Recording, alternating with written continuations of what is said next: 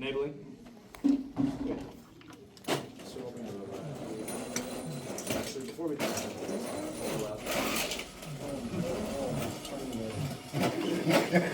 got it?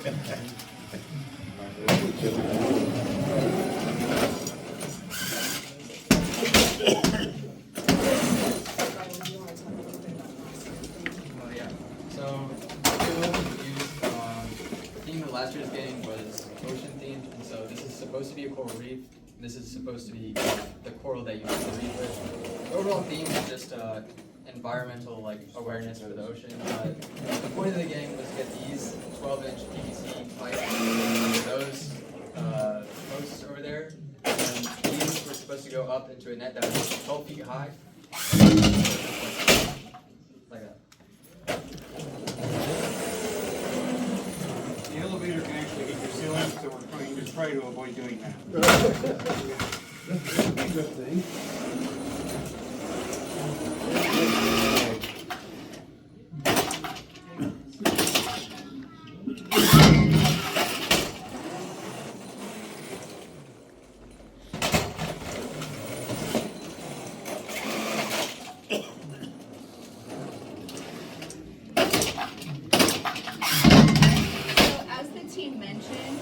This robot and this field piece is from last year's game.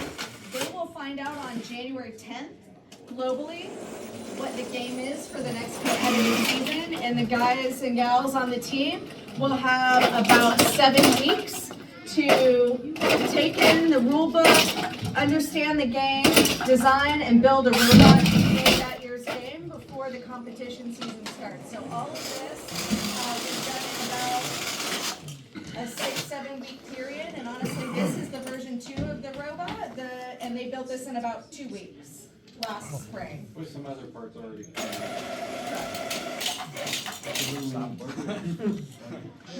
Yeah. This robot was built between 2 competitions, so we had our first iteration that took 8 weeks to build, from figuring out what it needed to do to the first iteration of the robot ready to compete with. And then after that competition, we took some time to reflect as a team about a meeting, and then we're like, maybe we should start build another robot to address some of the concerns with the first one. And so this robot was built in about 2-3 weeks between competitions, which is something our team's really not been able to pull off until recent years. So we're very proud of this robot. Can you guys talk about like the swerve drives a little bit? Yeah, so I don't know if you guys saw, when I'm driving this robot, it doesn't drive like the car would, where you have forward, back, and then you have to steer.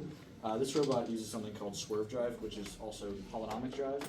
And what that means, you can translate and rotate at the same time. So I can drive in any direction while spinning. And I don't need to drive forward. It can do anything I tell it to, anywhere on the field. So that's the advantage of our robot. We used to make them in-house, our drivetrain units. And so this was the first year we moved to off-the-shelf units. But swerve drive gives us a huge advantage on the field because we're able to defend and play against defense much more effectively. Do you guys want to talk about the design process a little bit and about how you work through that? Yeah, so like Ms. Miranda was saying, we start off with a super simple animation that gets released in January on the same day for the entire world. And from there, you're given about 6 weeks to build something like this. We always start off with obviously looking at what the goals of the game are, what we want to achieve, and then from there we assign students groups, and we, at least on the design side, we spend weeks brainstorming, what do we want to do with the robot, how do we want the mechanisms to look like, what do we need for the mechanisms, and from there we develop it into sketches, and then from sketches we go into CAD, which is computer-aided design. It's 3D modeling on the computer. We use a free software on the cloud called Onshape, which allows us to access the files from any computer in the world. And from the Onshape, we manufacture in the shop with our in-house CNC. We have to do welding out of house, which is why sponsors like this help a lot. Basically, it's almost all built in-house, and it's a lot. And materials, how we can have this built, and that's why we rely on the type of funding we get, because a lot of these materials are really important for the game to avoid like defects and like power outages on the field, because that can be detrimental. Hey, David, would you take a minute and talk about our sustainability plan and how we reuse the robot pieces? A big part of the first initiative, which is the organization we play robotics through, is sustainability as a team and environmentally. So we try and keep all of the parts on the bot, everything that we can't recycle from the old bot is bought new, and we buy as little as possible each time to prevent waste with our money and with what kind of environmental impact we're having. And every year, after we go through our sponsorship visits like these, when the new game is released, the robot is torn down, and everything that we can repurpose, we do. And a lot of the team is things like that to try and preserve our impact.